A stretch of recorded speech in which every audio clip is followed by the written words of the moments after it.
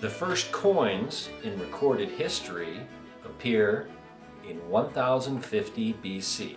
Buried among the Shang dynasty in China, these coins were circular with holes in the middle, so you could wear them around your neck with a piece of string because pockets had not yet been invented.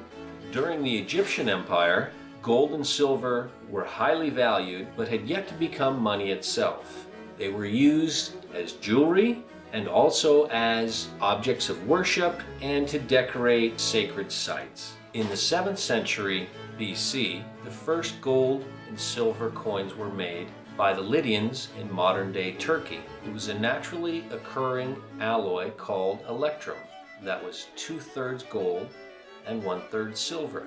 Turkey's position on the Silk Road between Asia and Europe, along with these gold and silver coins, made Turkey the center of commerce. Until Alexander the Great from Macedonia, which was part of the Greek Empire, attacked and defeated the Persian Empire, and as part of the spoils of victory, they took the means of minting the coins and also the design of the archer and incorporated them onto their own coins that would be used later in the Greek Empire.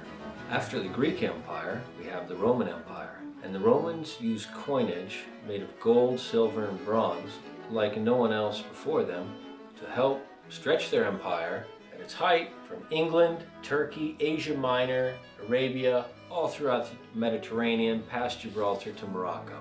The gold coin was called the aries, and the silver coin was called the denarius. 25 denarii to a gold coin, which establishes the first gold and silver ratio. Next, we have what I'm going to call the colonial empires, led by Spain and England. As they went out through the globe, oftentimes the countries that they dominated and were victorious over had the precious metals, gold and silver, and that motivated them in the first place.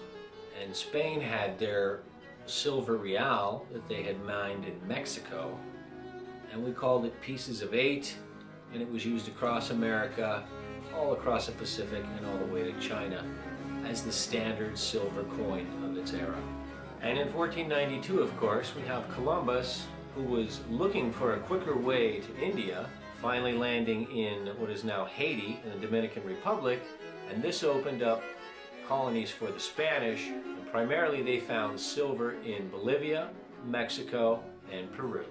In 1641, there was a big change in how money was made.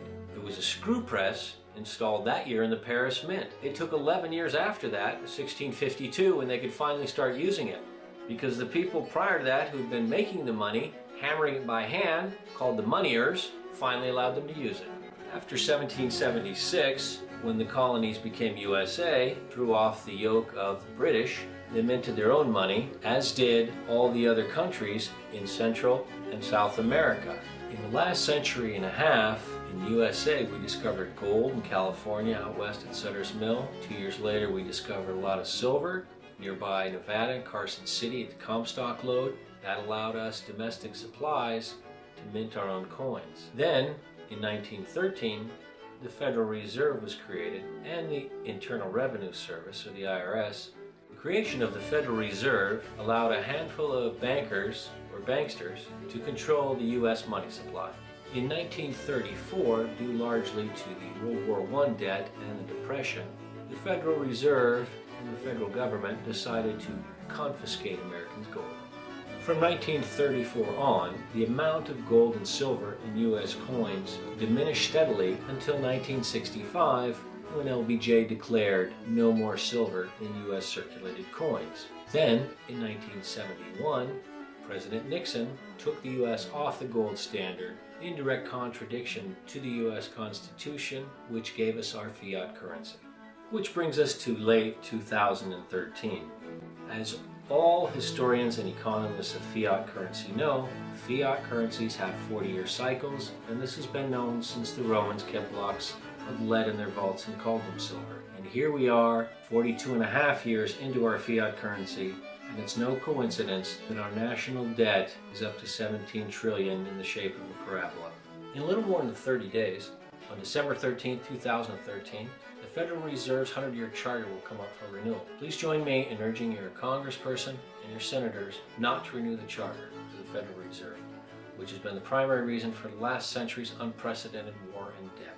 If history is any teacher at all, it's very clear to me that for the last 5,000 years, the people that hold physical gold and silver control their own destiny.